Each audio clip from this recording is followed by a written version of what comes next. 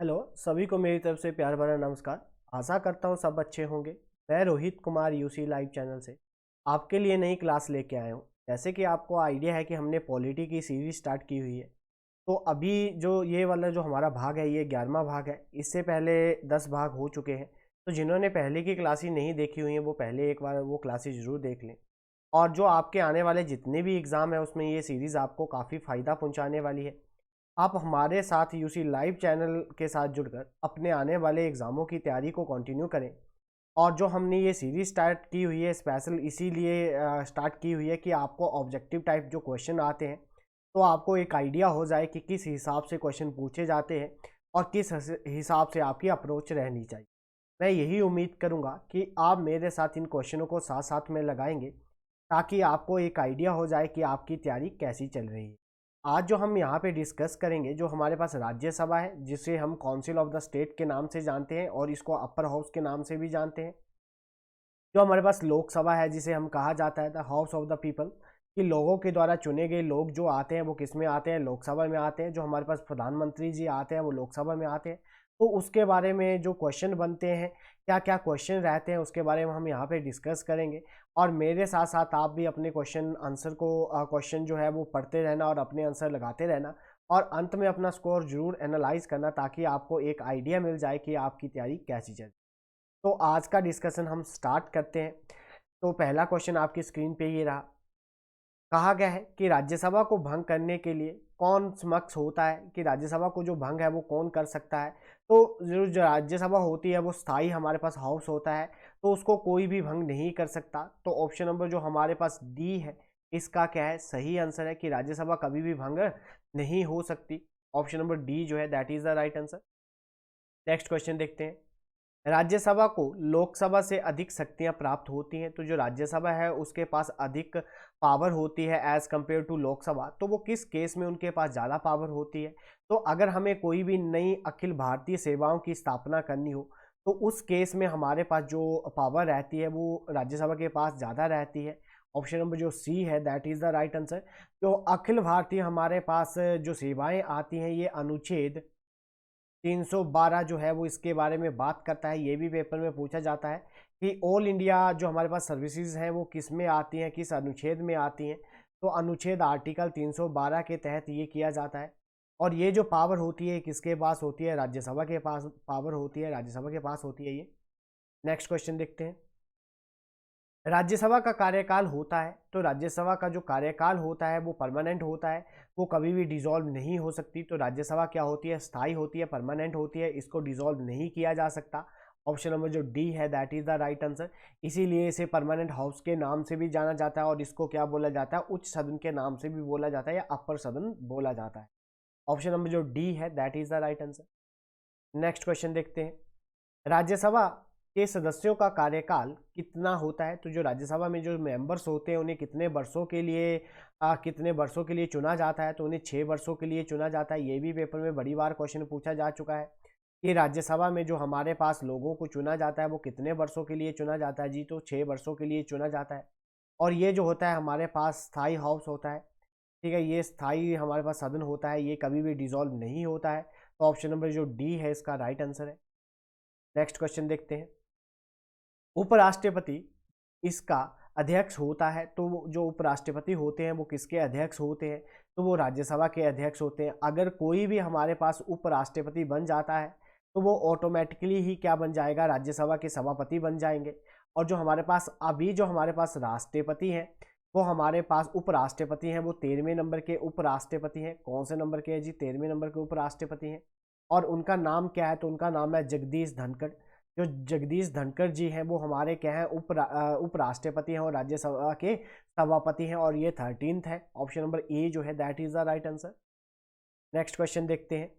राज्यसभा का विघटन किसके बाद होता है, तो राज्यसभा का जो विघटन होता है वो कभी भी नहीं होता है। तो ऑप्शन नंबर जो डी है that is the right answer, कि राज्यसभा को कभी भी विघटित नहीं किया जा सकता क्योंकि ये एक स्थायी सदन होता है। ऑप्शन नंबर जो डी है इसका सही आंसर है। नेक्स्ट क्वेश्चन देखते हैं। जो हमारे पास भारतीय संसद के ऊपरी सदन को जाना जाता है, जो अपर हाउस होता है, ठीक है, जिसको पार्लियामेंट का जो अपर हाउस होता है उसे किसे वो कौन सा होता है, तो वो कौन सा होता है, राज्यसभा। राज्यसभा को क्या बोला जाता है, अपर हाउस बोला जाता है। जो हमारे पास राज्यसभा होती है तो इसके जो सभापति होते हैं वो कौन होते हैं, तो उपराष्ट्रपति जो होते हैं वो इसके क्या होते हैं, सभापति होते हैं। अगर कोई भी उपराष्ट्रपति बन जाता है तो वो ऑटोमेटिकली क्या बन जाएगा, राज्यसभा का अध्यक्ष बन जाएगा और सभापति बन जाएगा। ऑप्शन नंबर जो डी है इसको अपर हाउस के नाम से जाना जाता है। और यहाँ पे जो सदस्य होते हैं वो 6 वर्षों के लिए क्या किए जाते हैं, उनका जो ड्यूरेशन होती है वो 6 वर्षों के लिए होती है। नेक्स्ट क्वेश्चन देखते हैं, राज्यसभा का सभापति कौन होता है, तो राज्यसभा का सभापति कौन होता है अभी हमने डिस्कस किया। तो जो उपराष्ट्रपति जी होते हैं वो क्या होते हैं, राज्यसभा के सभापति होते हैं। ऑप्शन नंबर जो बी है that is the right answer. Next question देखते हैं, ऐसा कौन सा सदन है जहां का सदस्य उस सदन का सदस्य नहीं होता है। तो ऐसा कौन सा सदन है जिसका जो अध्यक्ष होता है वो सदन का जो सदस्य नहीं होता है, जो भी सभापति होगा वो उस सदन का सदस्य नहीं होता है, तो वो होती है राज्यसभा। क्योंकि जो हमारे पास उप राष्ट्रपति होते हैं, जो हमारे पास वाइस प्रेसिडेंट होते हैं, वो जब वाइस प्रेसिडेंट बन जाते हैं तो वो राज्यसभा के सभापति बन जाते हैं, परंतु वो उस सदन के सदस्य नहीं होते हैं। ऑप्शन नंबर जो ए है that is the right answer. Next question देखते हैं, राज्यसभा में राष्ट्रपति द्वारा कितने सदस्यों को मनोनीत किया जाता है। तो राज्यसभा में राष्ट्रपति के द्वारा जो नॉमिनेट किए जाते हैं, राष्ट्रपति के पास कितने बंदों को नॉमिनेट करने की पावर होती है, तो वो 12 लोगों को क्या कर सकते हैं, नॉमिनेट कर सकते हैं। ये जो 12 हमारे पास लोग होते हैं ये कहाँ किस किस फील्ड के होते हैं, किस किस क्षेत्र के होते हैं, तो साइंस से होंगे जी, आर्ट्स के होंगे, और जो हमारे पास सोशल सामाजिक जो होंगे वहाँ से होंगे। तो ये जो होते हैं इस फील्ड के होते हैं। जो हमारे पास राज्यसभा में टोटल सीटें हैं वो 250 है, जिसमें से 338 पे जो है हमारे पास लोग आते हैं स्टेट और यूटी से लिए जाते हैं। और जो हमारे पास 12 होते हैं उनको किनके द्वारा नॉमिनेट किया जाता है, तो प्रेसिडेंट के द्वारा उन्हें नॉमिनेट किया जाता है। तो प्रेसिडेंट के ही पास ये पावर होती है कि वो 12 लोगों को राज्यसभा में भेज सकता है, और वो डिफरेंट हमारे पास कैटेगरीज से होंगे, मतलब साइंस से होंगे, आर्ट्स से होंगे या सोशल से होंगे। तो ये वहाँ से बिलोंग करते हैं, इसलिए उन्हें हम क्या करते हैं, नॉमिनेट करते हैं। जैसे सचिन तेंदुलकर जी हैं वो सोशल उनसे उन्हें लिया गया है। तो ये हमारे पास उन राज्यसभा में प्रेसिडेंट के पास ये पावर होती है। ऑप्शन नंबर जो सी है that is the right answer. Next question देखते हैं, हमारे संविधान के अनुसार राज्यसभा, तो हमारे संविधान के अनुसार राज्यसभा को कभी भी भंग नहीं किया जा सकता, विघटन का विषय नहीं है। ऑप्शन नंबर जो डी है that is the right answer, कि राज्यसभा कभी भी विघटित नहीं हो सकती, क्योंकि हर 2 सालों बाद इसके जो बंदे होते हैं वो रिटायर्ड होते हैं। 2 वर्षों के बाद, हर 2 वर्षों के बाद इसके जो सदस्य होते हैं वो रिटायर्ड होते हैं। ठीक है जी, ऑप्शन नंबर जो डी है that is the right answer.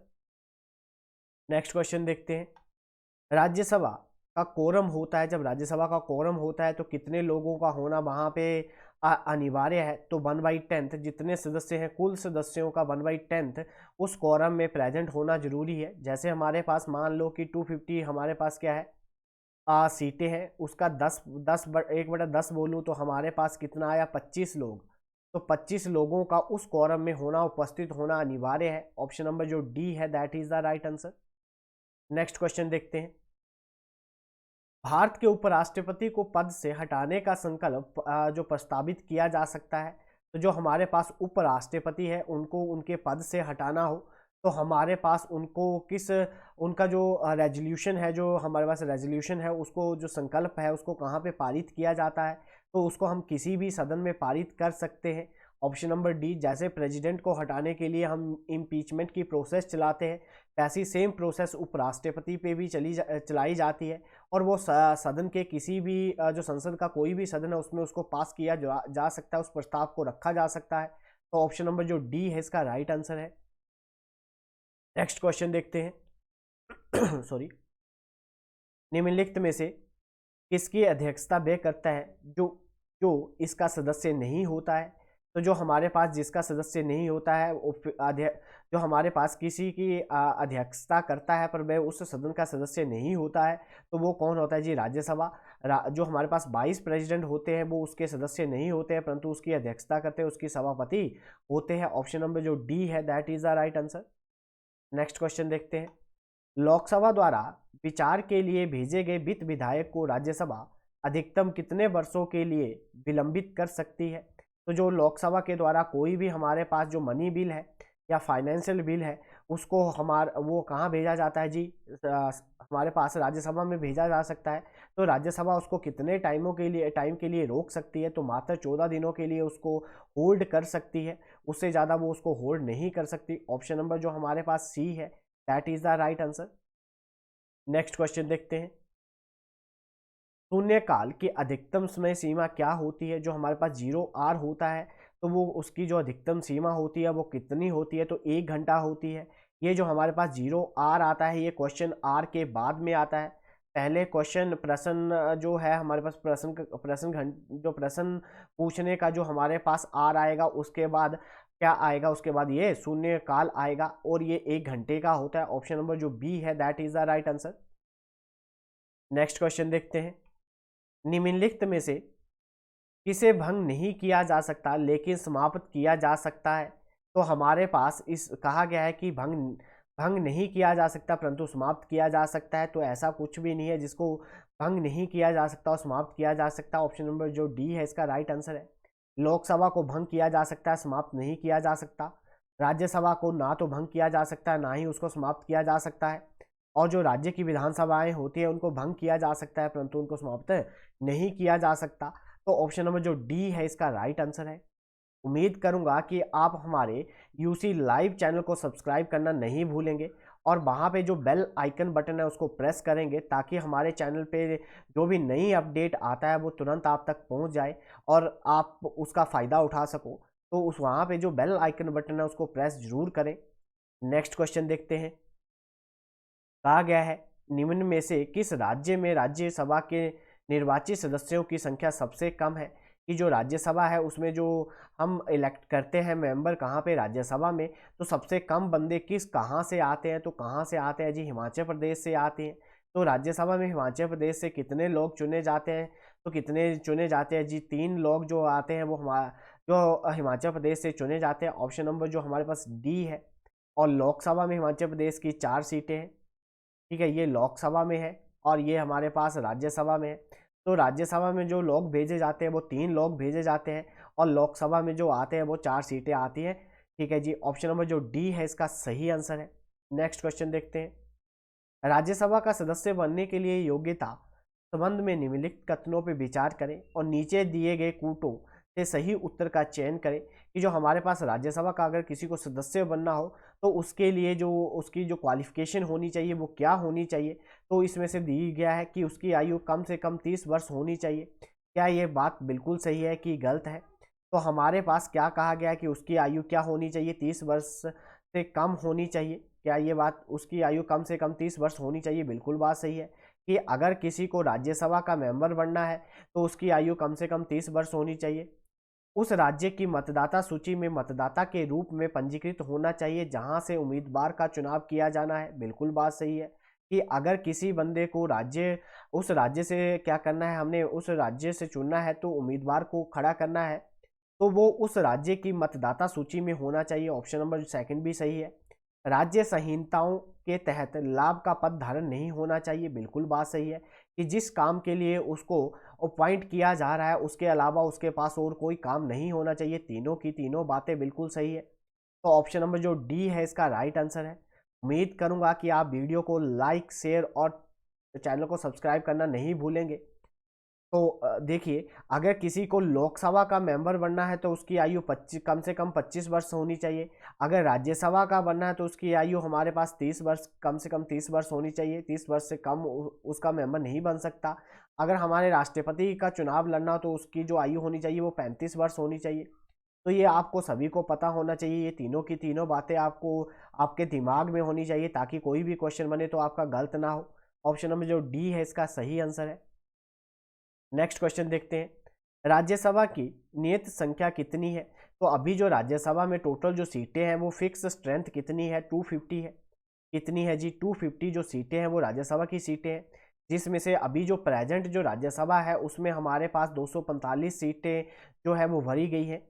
ठीक है, जिसमें से जो हमारे पास स्टेट प्लस यूटी को मिला के आते हैं और जो 12 लोग होते हैं वो हमारे पास कहाँ से आएंगी, जो जो प्रेसिडेंट के द्वारा, राष्ट्रपति के द्वारा उनको नॉमिनेट किया जाएगा। जो हमारे पास 330 जो है 333 जो है हमारे पास कहाँ से आएंगे, स्टेट और यूटी को मिला के आएंगे। और 12 जो है वो प्रेसिडेंट के द्वारा नॉमिनेट किए जाते हैं और उन्हें राज्यसभा में भेजा जाता है। तो ऑप्शन नंबर जो डी है वो क्या है, बिल्कुल सही है। इसमें कहा गया कि अब फिक्स स्ट्रेंथ कितनी है राज्यसभा की, 250 है। और अभी प्रेजेंट में कितनी है, तो जी 245 जो सीटें हैं वो भरी गई है। नेक्स्ट क्वेश्चन देखते हैं, राज्यसभा को कैसे भंग किया जा सकता है। तो राज्यसभा को भंग नहीं किया जा सकता। तो इसका सही आंसर क्या है, ऑप्शन नंबर डी कि राज्यसभा कभी भी भंग नहीं हो सकती, क्योंकि ये हमारे पास क्या स्थायी सदन होता है। ऑप्शन नंबर डी जो है इसका सही आंसर है। नेक्स्ट क्वेश्चन देखते हैं, संसद के किस सदन में पीठासीन अधिकारी सदन का सदस्य नहीं होता है, कि जो प्रिसाइडिंग ऑफिसर होता है पार्लियामेंट में किसी भी हाउस का, वो उसका मेंबर नहीं होता है, तो वो होती है राज्यसभा। राज्यसभा का जो हमारे पास सभापति होते हैं वो हमारे वाइस प्रेसिडेंट जो होते हैं वो राज्यसभा के क्या बन जाते हैं, सभापति बन जाते हैं। ऑप्शन नंबर जो बी है इसका सही आंसर है।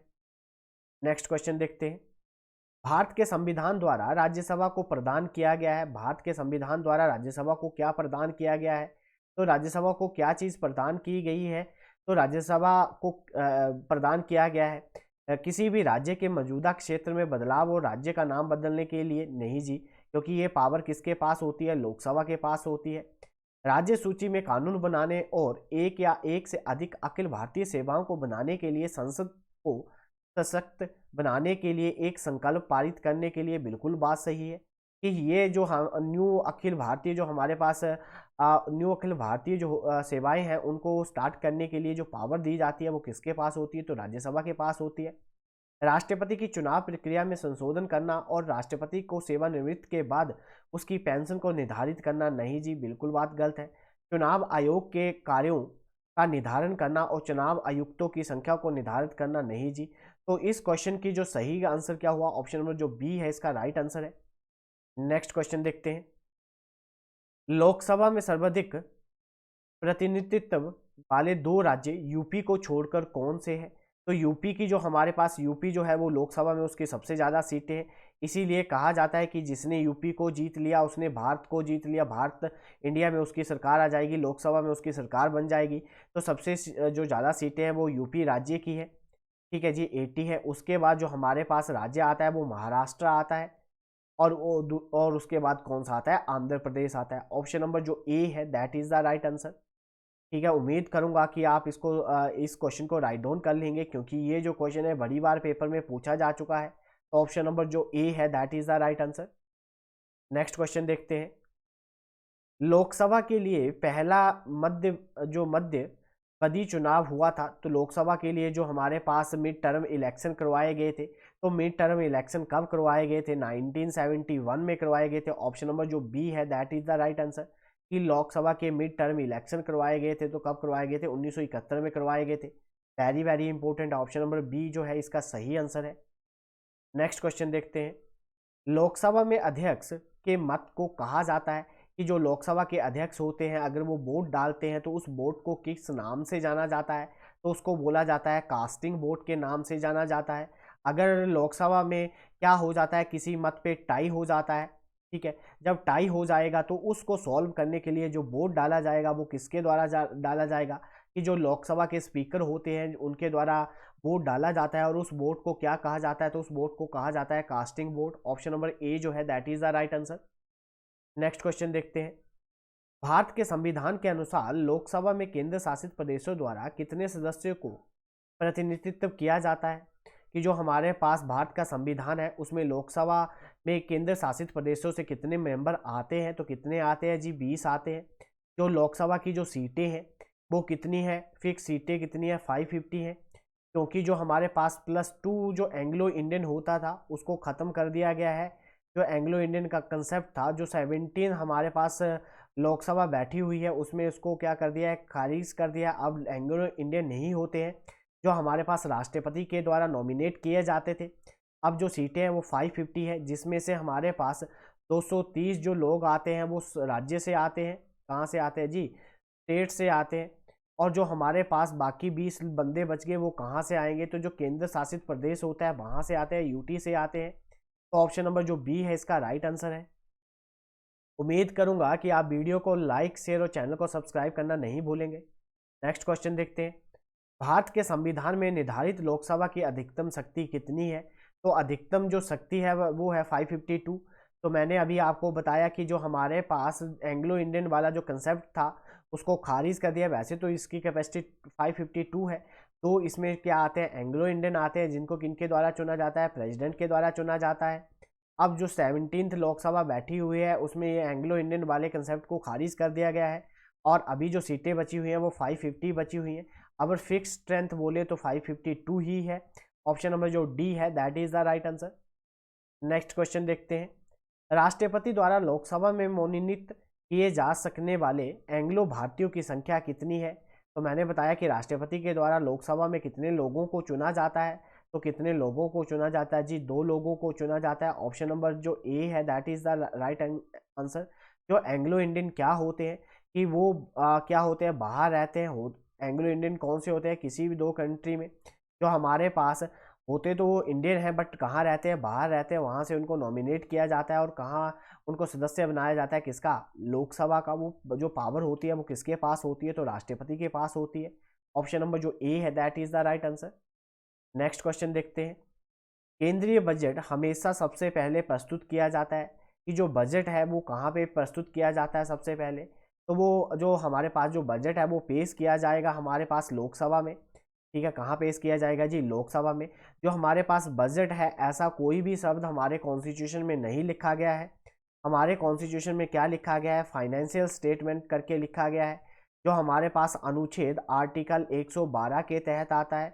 बजट कोई भी शब्द हमारा जो कॉन्स्टिट्यूशन है उसमें नहीं लिखा गया है। और वहाँ पे जो लिखा गया है वो एनुअल फाइनेंशियल स्टेटमेंट लिखा गया है।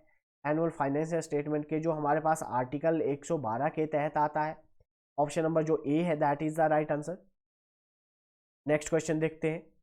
लोकसभा में जब एक जनप्रति ना हो, अध्यक्ष को कार्यवाही का संचालन नहीं करना चाहिए, इसे सुनिश्चित करने के लिए इसे कौन सुनिश्चित करता है कि जो हमारे पास Lok Sabha unless there is the quorum the speaker should not be conducting the proceeding to swear this. तो जो हमारे पास कोरम होता है उसको नहीं स्टार्ट किया जा सकता लोकसभा के स्पीकर के द्वारा। तो ये कब नहीं किया जा सकता, ये काम कब करते हैं लोकसभा स्पीकर? कहा गया अध्यक्ष आमतौर पर हर दिन से पहले सत्र की शुरुआत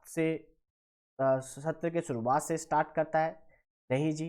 संसदीय जो सचिवालय सदन में उपस्थिति पर नजर रखना और अध्यक्ष को सूचित करना बिल्कुल बात सही है। तो ऑप्शन नंबर जो बी है इसका राइट आंसर है कि जो हमारे पास संसदीय सचिवालय सेक्रेटरीट होता है उसके सदन में उपस्थिति पर नजर रखना और अध्यक्ष को सूचित करना बिल्कुल बात सही है। ऑप्शन नंबर जो बी है that is the right answer. Next question देखते हैं। भारतीय संघ की मंत्रिपरिषद सामूहिक रूप से किसके प्रति उत्तरदायी होती है कि जो हमारे पास काउंसिल ऑफ द मिनिस्टर होती है यूनियन की, वो किसके लिए रिस्पॉन्सिबल होती है, वो किसको रिप्रेजेंट करती है? तो वो कहाँ पे आती है? लोकसभा में आती है। लोकसभा के अंडर वो काम करते हैं, कमेटीज बनाई जाती हैं जो किसको रिप्रेजेंट करेंगी, जो अंडर प्राइम मिनिस्टर के अंडर आती है, प्रधानमंत्री के अंडर आती हैं। बट वो किस सदन के मेंबर होते हैं? तो वो लोकसभा के सदस्य होते हैं। ऑप्शन नंबर जो डी है इसका राइट आंसर है। नेक्स्ट क्वेश्चन देखते हैं। निम्नलिखित में से कौन सा राज्य लोकसभा में केवल एक सदस्य को चुनाव करता है? कि ऐसा कौन सा हमारे पास राज्य है पूरे भारत में जहां से लोकसभा में एक ही सदस्य आता है? तो वो कौन सा है जी? सिक्किम है। सिक्किम में जो लोकसभा की सीटें हैं वो कितनी है जी? तो एक है। ऑप्शन नंबर जो सी है that is the right answer. उम्मीद करूंगा कि आप वीडियो को लाइक, चैनल को सब्सक्राइब करना नहीं भूलेंगे और हमारे साथ जुड़कर अपने आने वाले जो जितने भी एग्ज़ाम है उसकी तैयारी को कंटिन्यू रखेंगे। ऑप्शन नंबर जो सी है इसका सही आंसर है। नेक्स्ट क्वेश्चन देखते हैं। वर्तमान लोकसभा में सीटों का आवंटन निम्नलिखित में से किस जनगणना के आधार पर किया गया है? कि जो लोकसभा में जो सीटों का आवंटन किया गया है वो किस जनगणना को मद्देनजर रखते हुए किया गया है? तो उन्होंने जो डाटा उठाया है उसके आधार पर जो है लोकसभा की सीटों को बांटा गया है। तो वो कहाँ से कुछ जनगणना के आधार पर किया गया है? 1971 का जो हमारे पास जो हमारे पास जनसंख्या गणना हुई थी उसके आधार पर लोकसभा में सीटों को विभाजित किया गया है। तो ऑप्शन नंबर जो ए है that is the right answer. Next question देखते हैं। कहा गया है निम्नलिखित कथनों पर विचार कीजिए। लोकसभा की कुल निर्वाचित सदस्यों का वितरण राज्यों से जनसंख्या और राज्य के क्षेत्रफल के आधार पर किया जाता है। बिल्कुल बात सही है कि जो हमारे पास लोकसभा में जो बंदे भेजे जाते हैं उनको जो टिकट दी जाती है तो उसमें वहाँ के राज्य की जनसंख्या कितनी है और वहाँ का क्षेत्रफल कितना है उसके आधार पर ये सुनिश्चित किया जाता है कि उस राज्य से लोकसभा में कितनी सीटें होंगी। बिल्कुल बात सही है। भारत के संविधान में जो 84वां संशोधन अधिनियम आया था ने 92वें संशोधन द्वारा लगाए गए निर्वाचन क्षेत्र के परिसीमन पर लगी रोक को हटा दिया। बिल्कुल बात सही है कि जो हमारे पास 1942 में जो हमारे पास निर्वाचन क्षेत्र पे जो हमने क्या लगाया था, रिस्ट्रिक्शन लगाई थी, फ्रीज किया था, उसको हटा दिया गया। किस संशोधन ने? जो 84 संशोधन हुआ था उसके द्वारा। तो बिल्कुल बात सही है। ऑप्शन नंबर जो सेकंड है वो भी सही है। तो ये दोनों की दोनों बातें बिल्कुल सही है। तो ऑप्शन नंबर जो सी हुआ इस क्वेश्चन का राइट आंसर हुआ। नेक्स्ट क्वेश्चन देखते हैं। लोकसभा में एंग्लो इंडियन समुदाय के लिए उम्मीदवारों को नियुक्त करने की शक्ति किसके पास होती है? कि जो हमारे पास एंग्लो इंडियन होते हैं जिनको लोकसभा में नॉमिनेट किया जाता है तो वो किसके द्वारा किया जाता है? तो वो राष्ट्रपति, भारत के जो राष्ट्रपति होते हैं उनके पास ये पावर होती है। और कितने एंग्लो इंडियन को किया जाता है? तो 2 को किया जाता है। परंतु जो ये 17th लोकसभा बैठी हुई है उसमें ये जो लोकसभा में जो एंग्लो इंडियन वाला कंसेप्ट था उसको खारिज कर दिया गया है। ऑप्शन नंबर जो बी है that is the right answer. Next question देखते हैं। लोकसभा का चुनाव लड़ने के लिए उम्मीदवारों की निर्धारित आयु क्या होनी चाहिए? कि जो हमारे पास अगर किसी को लोकसभा का चुनाव लड़ना है तो उसकी जो आयु है वो न्यूनतम कितनी आयु होनी चाहिए? तो उसकी जो न्यूनतम आयु होनी चाहिए वो 25 वर्ष होनी चाहिए। अगर वो 25 वर्ष का है तो ही वो एमपी के इलेक्शन लड़ सकता है। एमपी मतलब मेंबर ऑफ द पार्लियामेंट। ठीक है, जो लोकसभा में जाएंगे, जो लोगों के द्वारा चुने जाते हैं वो लोगों को रिप्रेजेंट करते हैं कहाँ पे? लोकसभा में। तो उनकी जो आयु है वो कम से कम 25 वर्ष की होनी चाहिए। ऑप्शन नंबर जो सी है that is the right answer. Next question देखते हैं। लोकसभा की गतिविधियों में भाग लेने का अधिकार किसके पास नहीं होता है? कि जो लोकसभा की जो हमारे पास गतिविधियां होती हैं उसमें कौन बंदा भाग नहीं ले सकता है? तो उसमें जो भारत के राष्ट्रपति के जो सचिव होते हैं, जो सेक्रेटरी होते हैं किसके? प्रेसिडेंट के, वो इसमें भाग नहीं ले सकते। ऑप्शन नंबर जो डी है that is the right answer. Bharat के जो हमारे पास कैग होता है वो उसमें भाग ले सकता है। जो हमारे पास कैग आता है ये अनुच्छेद आर्टिकल हमारे पास 148 के तहत आता है। जो हमारे पास भारत के महान्यायवादी आते हैं ये हमारे पास अनुच्छेद आर्टिकल 78 के तहत आते हैं। तो ये जो है ये सारे के सारे जो है उसमें भाग ले सकते हैं, परंतु राष्ट्रपति, भारत के राष्ट्रपति के जो सचिव होते हैं उसमें भाग नहीं ले सकते। ऑप्शन नंबर जो डी है that is the right answer. Next question देखते हैं। लोकसभा में सीटों का राज्यभर आवंटन 1971 की जनगणना के आधार पर किया गया। ये किस वर्ष तक बरकरार रहेगा? कि जो हमने लोकसभा में राज्यों से जो सीटों का आवंटन किया है वो 1971 में जो जनसंख्या गणना हुई थी उसके आधार पर किया गया है कि किस राज्य को कितनी सीटें मिलेंगी। तो उसकी जो सबसे ज़्यादा जो आवंटन किया गया है वो 1971 की जो जनसंख्या थी उसको आधार बना के किया गया है। तो ये कब तक ऐसा रहेगा? तो 2026 तक जो है वो ऐसे की ऐसे ही रहेगा कि जो सीटें हैं वो वैसे की वैसे रहेंगी, ना तो वो बढ़ेंगी ना तो वो कम होंगी। तो ऑप्शन नंबर जो सी है that is the right answer कि 2026 तक हम इतनी ही सीटों पे इलेक्शन लड़ेंगे। जैसे जो हमारे पास यूपी है उसकी 80 सीटें हैं, तो जो 1971 में जो जनसंख्या गणना हुई थी उसके आधार पर उसको 80 सीटें दी गई थी। तो ये जो है कब तक बरकरार रहेंगी? तो 2026 तक वो ऐसे ही रहेंगी। 2026 के बाद ये चेंज आ सकता है। तो ऑप्शन नंबर जो सी है that is the right answer. Next question देखते हैं। लोकसभा का जो कोरम होता है तो उसमें कितने लोगों का होना जरूरी है लोकसभा के कोरम के लिए? तो लोकसभा के जो कुल सदस्य होते हैं उसका 1/10 भाग का होना जरूरी है। ऑप्शन नंबर जो डी है that is the right answer कि हमारे पास जो लोकसभा के जो सदस्य हैं अगर कोरम में कितने लोगों का होना अनिवार्य है तो 1/10 लोगों का होना अनिवार्य है। ऑप्शन नंबर जो डी है that is the right answer. उम्मीद करूंगा कि आप वीडियो को लाइक, चैनल को सब्सक्राइब करना नहीं भूलेंगे। नेक्स्ट क्वेश्चन देखते हैं। जो हमारे पास 84वें संविधान संशोधन अधिनियम में 1971 की जनगणना के आधार पर लोकसभा में मौजूदा सीटों की कुल संख्या को स्थिर कर दिया गया वे वर्ष के बाद की जाने वाली पहली जनसंख्या गणना तक अपवर्तित रहेगा। तो उन्होंने कहा कि जो 1971 में हमने 84वें संशोधन में ये कह दिया गया था कि जो हमारे पास लोकसभा की सीटें हैं उनको फ्रीज कर दिया गया 2026 तक, वो 2026 तक वो वैसे की वैसे ही रहेंगी, उनको कोई भी उसके में कोई भी चेंज नहीं कर सकता। तो ये डिसीजन 1971 की जो जनसंख्या गणना हुई थी उसके आधार पर लिया गया था। ऑप्शन नंबर जो डी है इसका राइट आंसर है। उम्मीद करूंगा कि आप मेरे साथ साथ अपने क्वेश्चन को भी लगा रहे होंगे और अंत में अपना स्कोर जरूर एनालाइज करेंगे, ताकि आपको एक आइडिया मिल जाए कि आपकी जो तैयारी है वो कैसी चल रही है। नेक्स्ट क्वेश्चन देखते हैं। निम्नलिखित में से किस राज्य में लोकसभा में अनुसूचित जनजातियों के लिए सबसे अधिक आरक्षित सीटें हैं? कि जो हमारे पास highest number of the reserve seat for the scheduled tribes in the Lok Sabha में जो हमने सबसे ज़्यादा अनुसूचित जनजातियों के लिए सीटों को आरक्षित रखा है, तो वो किस राज्य के लिए रखा है? तो मध्य प्रदेश के लिए रखा है। और मध्य प्रदेश में जो है सबसे ज़्यादा जो हमारे पास अनुसूचित जनजातियां रहती हैं, जो सबसे बड़ी जनजाति है वो कौन सी है जी? गोंड है। जो कहाँ पे रहते हैं? मध्य प्रदेश में रहते हैं। ऑप्शन नंबर जो सी है that is the right answer. इस क्वेश्चन का सही आंसर क्या है? तो मध्य प्रदेश है, ऑप्शन नंबर सी है। नेक्स्ट क्वेश्चन देखते हैं। लोकसभा द्वारा विचार के लिए भेजे गए वित्त विधेयक को राज्यसभा अधिकतम कितने समय के लिए विलंबित कर सकती है? कि लोकसभा के द्वारा कोई भी वित्त फाइनेंशियल जो हमारे पास बिल भेजा गया है, तो राज्यसभा उसको कितने समय के लिए उसको होल्ड कर सकती है? तो वो मात्र 14 दिनों के लिए उसको होल्ड कर सकती है, उसके बाद उसको उस पर साइन करने ही पड़ते हैं। ऑप्शन नंबर जो सी है इसका सही आंसर है। नेक्स्ट क्वेश्चन देखते हैं। लोकसभा के सदस्यों द्वारा आधिकारिक तौर पर एक विपक्षी समूह के रूप में मान्यता प्राप्त करने के लिए एक पार्टी या पार्टियों के गठबंधन में कम से कम होने चाहिए। तो अगर किसी को अपोजिशन लीडर बनना है तो एक पार्टी या जो हमारे पास अपोजिशन पार्टी बनना है तो उनके पास कितनी सीटों का होना अनिवार्य है? दोनों को तो 50 सदस्यों का होना अनिवार्य है। ऑप्शन नंबर जो ए है that is the right answer. अगर किसी सिंगल पार्टी को अपोजिशन का लीडर बनना है तो उनके पास जो सीटें होनी चाहिए जी 55 सीटें होनी चाहिए। अभी की जो लोकसभा है उसमें कोई भी ओपोजिशन का लीडर नहीं है, क्योंकि किसी के पास भी जो है 55 सीटें नहीं है।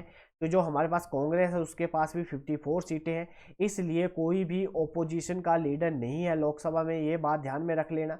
अगर किसी को ओपोजिशन का लीडर बनना है तो उसके पास, उस पार्टी के पास कम से कम 55 सीटें होना अनिवार्य है। ऑप्शन नंबर जो इस क्वेश्चन के अनुसार क्या? ऑप्शन नंबर जो ए है that is the right answer.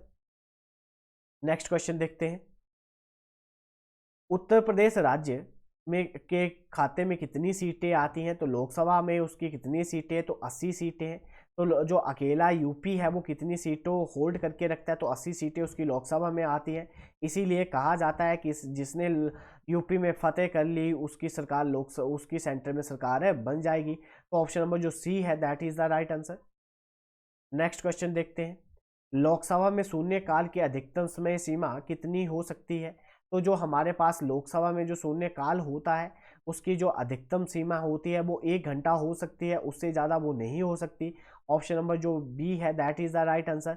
ये जो हमारे पास शून्य काल आता है, ये प्रश्न जो हमारे पास जो प्रश्न काल होता है उसे उसके बाद में आता है। ठीक है, प्रश्न काल के बाद में आता है। ऑप्शन नंबर जो हमारे पास बी है that is the right answer. की मतलब इस क्वेश्चन में कहा गया है कि कितना समय होनी चाहिए, तो 1 घंटा होना चाहिए।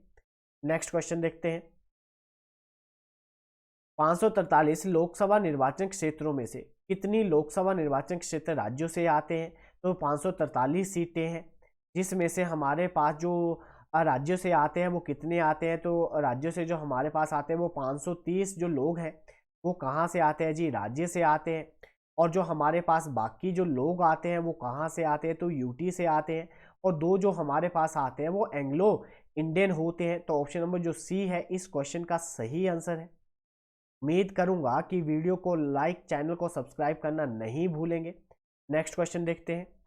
जो हमारे पास जो पहली फीमेल स्पीकर थी, हमारे पास जो पहली वुमेन स्पीकर रही है लोकसभा की, उनका क्या नाम है? तो उनका क्या नाम है? मीरा कुमार। ऑप्शन नंबर जो डी है वो क्या है? मीरा कुमार। कहा गया है कि पहली जो वुमेन थी जो लोकसभा की अध्यक्ष रह चुकी है, स्पीकर रह चुकी हैं, तो वो कौन है? मीरा कुमार। ऑप्शन नंबर जो डी इसका राइट आंसर है। नेक्स्ट क्वेश्चन देखते हैं, लोकसभा अध्यक्ष अपना त्यागपत्र किसको संबोधित करता है? तो लोकसभा अध्यक्ष के द्वारा अपना त्यागपत्र किसको दिया जाता है? तो जो लोकसभा के उपाध्यक्ष होते हैं उनको दिया जाता है। ऑप्शन नंबर जो डी है that is the right answer, कि अगर लोकसभा के अध्यक्ष को अपना त्यागपत्र देना है तो वो अपना त्यागपत्र किसको सौंपेगा? तो जो लोकसभा के उपाध्यक्ष होंगे उसको सौंपेगा। ऑप्शन नंबर जो डी है that is the right answer. अभी जो लोकसभा के अध्यक्ष है वो कौन है? तो वो है ओम बिरला। कौन है जी? ओम बिरला जी जो है वो है हमारे लोकसभा के जो स्पीकर हैं, जिनका नाम क्या है? ओम बिरला। ऑप्शन नंबर जो डी है that is the right answer. Next question देखते हैं, लोकसभा के अध्यक्ष को हटाया जा सकता है? तो लोकसभा के अध्यक्ष को अगर हटाना है तो उसके लिए क्या करना पड़ेगा? सदन के सदस्यों के बहुमत द्वारा पारित लोकसभा का एक प्रस्ताव होता है। तो जो हमारे पास लोकसभा के स्पीकर को हटाना है तो लोकसभा में जो सदस्य हैं उनके बहुमत से पारित किया जाता है एक प्रस्ताव, उनके द्वारा उनको हटाया जाता है। ऑप्शन नंबर जो ए है that is the right answer. अगर लोकसभा के स्पीकर को हमने उनकी पद से हटाना है तो हमें जो एक रेजोल्यूशन पास करना पड़ेगा वो कहाँ करना पड़ेगा? लोकसभा में करना पड़ेगा, जिसके थ्रू ही उनको हटाया जा सकता है। ऑप्शन नंबर ए जो है इसका राइट आंसर है। नेक्स्ट क्वेश्चन देखते हैं, सदस्यों की परिषद के खिलाफ अविश्वास प्रस्ताव पेश करने वाले कुल सदस्यों की संख्या कितनी होनी चाहिए? कि लोकसभा में हमारे पास नॉन कॉन्फिडेंस मोशन को क्या करना है? हमने पास करना है, तो उसमें जो कुल सदस्य है उनकी जो संख्या कितनी होनी चाहिए? तो 50 होनी चाहिए। ऑप्शन नंबर जो सी है that is the right answer. Next question देखते हैं, कहा गया है कि भारत के संविधान के अनुच्छेद 82 के अनुसार राज्यों को लोकसभा में सीटों का आवंटन जनगणना के आधार पर किया गया था। कि जो हमारे पास राज्य में जो हमारे पास सीटें बांटी जाती हैं, लोकसभा में जो सीटें अलॉट की जाएंगी, किसी राज्य को कितनी सीटें मिलेंगी, तो उसको जो हमने किस जनगणना के आधार पर ये सीटें बांटी हुई हैं? तो 1971 का जो जनसंख्या गणना हुई थी उसके आधार पर हमने बांटी हुई हैं। और ये जो है ये 2026 तक ऐसे का ऐसा ही रहेगा। 2026 के बाद जो है वो जनसंख्या के आधार पर क्या किया जाएगा? सीटों का आवंटन किया जाएगा। ऑप्शन नंबर जो बी है इस क्वेश्चन का सही आंसर है। नेक्स्ट क्वेश्चन देखते हैं, लोकसभा के सदस्यों का निश्चित संख्या कितनी होती है? तो लोकसभा में जो फिक्स्ड है वो कितनी है? 45 है। ऑप्शन नंबर जो डी है that is the right answer. Next question देखते हैं, भारत सरकार का जो वित्त विधेयक प्रस्तुत किया जाता है तो भारत सरकार द्वारा जो हमारे पास फाइनेंशियल बिल होता है वो कहाँ पे प्रेजेंट किया जाता है? तो वो कहाँ पे प्रेजेंट किया जाता है? तो वो हमारे पास जो प्रेजेंट किया जाता है वो हमारे पास लोअर हाउस, जो हमारे पास लोकसभा होती है उसमें प्रस्तुत किया जाता है। लोकसभा को क्या कहा जाता है? तो लोअर हाउस के नाम से जाना जाता है, निचला सदन कहा जाता है। और जो राज्यसभा है होती है उसे उच्च सदन के नाम से जाना जाता है। ये हमारे पास स्थायी हाउस होता है, मतलब परमानेंट होता है। ठीक है जी। और इनके कार्यों का जो इनके जो सदस्य होते हैं उनका कार्यकाल 6 वर्षों के लिए होता है। हर 2 सालों के बाद 1/3 लोग क्या हो जाते हैं? रिटायर होते हैं। ठीक है जी। और जो हमारे पास निचला हाउस होता है इसके जो सदस्य होते हैं वो 5 सालों के लिए नॉमिनेट किए जाते हैं, सॉरी चुने जाते हैं। वो लोगों के द्वारा चुने जाते हैं जो लोगों को वहाँ पे आके रिप्रेजेंट करते हैं। और इसको 5 सालों के बाद डिसॉल्व किया जा सकता है और 5 सालों के पहले भी उसको डिसॉल्व किया जा सकता है। तो इसको क्या कहा जाता है? निचला सदन कहा जाता है। ऑप्शन नंबर जो बी है that is the right answer. Next question देखते हैं, विपक्षी पार्टी का दर्जा लोकसभा में एक राजनीतिक दल को तभी दिया जा सकता है जब वे कम से कम, अगर किसी को विपक्ष की पार्टी बनना है तो जो हमारे पास लोकसभा में जो सीटें होनी चाहिए वो कितनी होनी चाहिए? तो हमारे पास 10% सीटों होनी चाहिए। अगर किसी को ओपोजिशन पार्टी बनना है तो मैंने कहा ये जो 17th लोकसभा बैठी हुई है तो इसमें कोई भी हमारे पास ओपोजिशन की पार्टी नहीं है, क्योंकि किसी के पास भी 55 सीटें नहीं है। क्योंकि टोटल स्ट्रेंथ है हमारे पास 550, तो उसका 10% बोलूँ तो हमारे पास जो सीटें होनी चाहिए वो 550 होनी चाहिए। तो किसी के पास भी 550 सीटें नहीं है। तो 550 सीटें होंगी तो ही वो क्या बन सकती है? लोकसभा में ओपोजिशन लीडर बन सकता है। तो अभी फिलहाल में इस लोकसभा में कोई भी ओपोजिशन लीडर नहीं है। ऑप्शन नंबर जो बी है that is the right answer. Next question देखते हैं, लोकसभा सीटों की कुल संख्या कितनी है? तो लोकसभा की जो सीटें हैं उनकी कुल संख्या कितनी है? तो 500 जो 543 जो है वो लोकसभा की टोटल स्ट्रेंथ है, जिसमें से 530 लोग जो आते हैं वो राज्य से आते हैं। कहाँ से आते हैं जी? राज्य से आते हैं। और जो हमारे पास 20 लोग होते हैं वो कहाँ से आएंगे? तो वो हमारे पास केंद्र शासित प्रदेश से आएंगे, केंद्र शासित प्रदेश से आते हैं। और जो हमारे पास अभी इसमें बोलूँ तो इसमें से हमारे पास जो लोग आएंगे वो यहाँ से कुछ स्टेट से आएंगे और कुछ हमारे पास कहाँ से आएंगे जी? यूटी से आएंगे। तो टोटल स्ट्रेंथ कितनी है लोकसभा की? 543 है, जिसमें से 2 जो होते हैं वो एंग्लो इंडियन होते हैं, जिनको राष्ट्रपति के द्वारा नॉमिनेट किया जाता है। नेक्स्ट क्वेश्चन देखते हैं।